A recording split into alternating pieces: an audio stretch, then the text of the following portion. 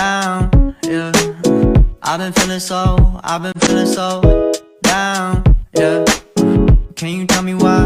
Can you tell me why? Baiklah, saya akan menjelaskan tentang pengertian tasawuf akhlaki.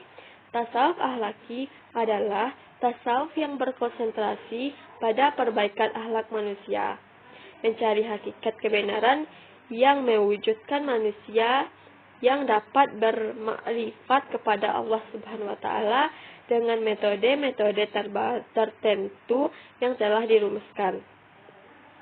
Tasawuf akhlaki biasanya disebut juga dengan istilah tasawuf sunni, yaitu bentuk tasawuf yang memagari dirinya dengan Al-Quran dan Al-Hadis. Tasawuf al-akhlaki ini dikembangkan oleh ulama salaf al-salih. 2. Ajaran yang terdapat dalam tasawuf akhlaki. 1.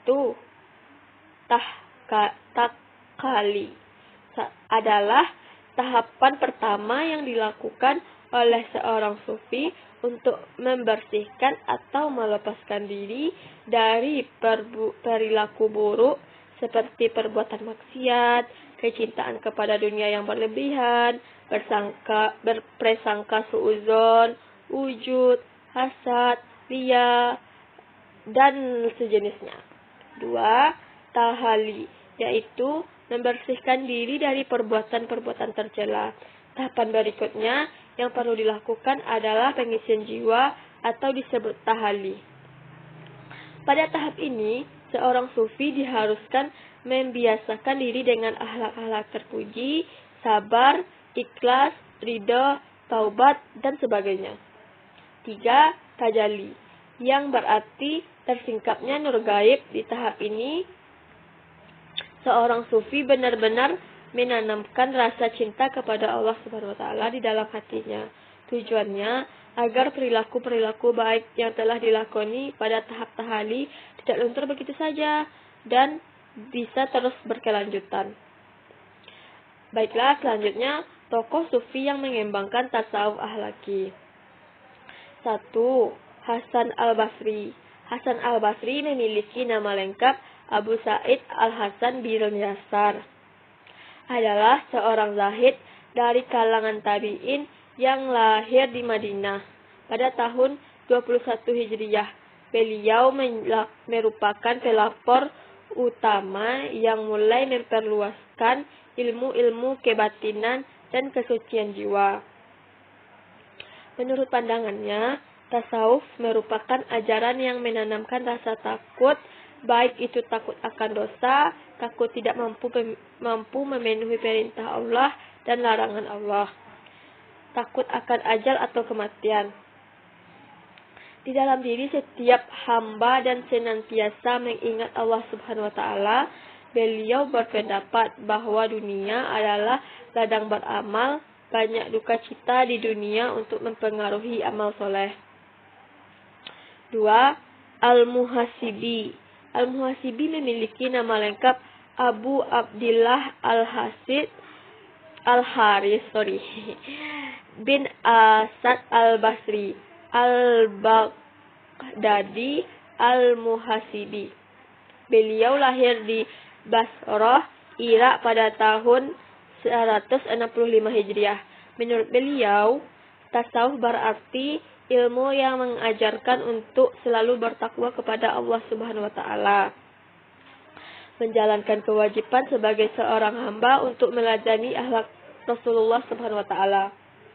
Beliau juga berpendapat ada 3 hal yang perlu ditekankan untuk membersihkan jiwa dan mencapai jalan keselamatan, yaitu melalui makrifat atau mengenal Allah Subhanahu wa taala pada mata hati.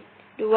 Khauf, rasa takut, dan 3. Raja, yaitu pengharapan. Selanjutnya Al-Qushairi. Al-Qushairi memiliki nama lengkap Abdul Karim bin Hawazim. Beliau lahir di kawasan Nisharuf pada tahun 465 Hijriah, di mana beliau ini merupakan seorang ulama yang ahli dalam berbagai disiplin ilmu pada masanya. Ajaran tasawuf Al-Qushairi didasarkan pada doktrin Ahlussunnah wal Jamaah dan berlandasan ketauhidan.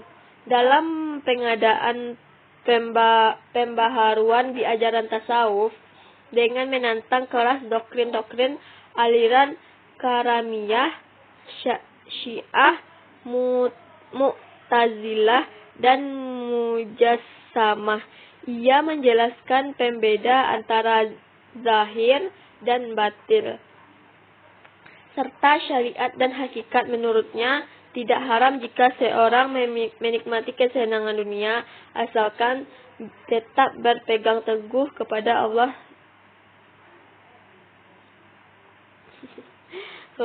kepada Al-Quran dan As-Sunnah.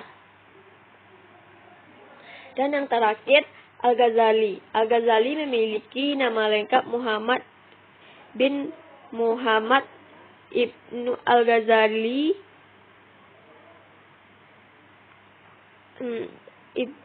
bin Ahmad Al-Tushi. Beliau lahir di kota Khurasan, Iran pada tahun 450 Hijriah. Di masanya, Al-Ghazali merupakan seorang ilmu yang dikagumi oleh banyak ulama besar. Beliau juga dikenal sebagai seorang sufi, filosofi, fuqaha atau ahli fikih, dan mutakalim. Beliau juga memiliki banyak gelar, salah satunya Hujjah al-Islam yang diperolehnya dari kerajaan Bani Saljuk.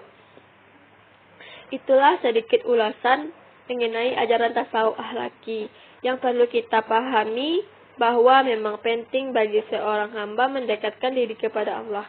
Namun bukan berarti kita melalaikan urusan di dunia. Islam memerintahkan umatnya untuk bekerja sebagai upaya memenuhi kebutuhan hidup. Sebagai firman Allah dalam surat At-Taubah ayat 105 yang artinya, dan katakanlah, bekerjalah kamu, maka Allah dan Rasul-Nya serta orang-orang mukmin akan melihat pekerjaanmu itu, dan kamu akan dikembalikan kepada Allah yang mengetahui akan yang gaib dan yang nyata. Lalu diberitakannya pada kamu apa yang telah kamu kerjakan. Surat At-Taubah ayat 5. Sekian presentasi saya.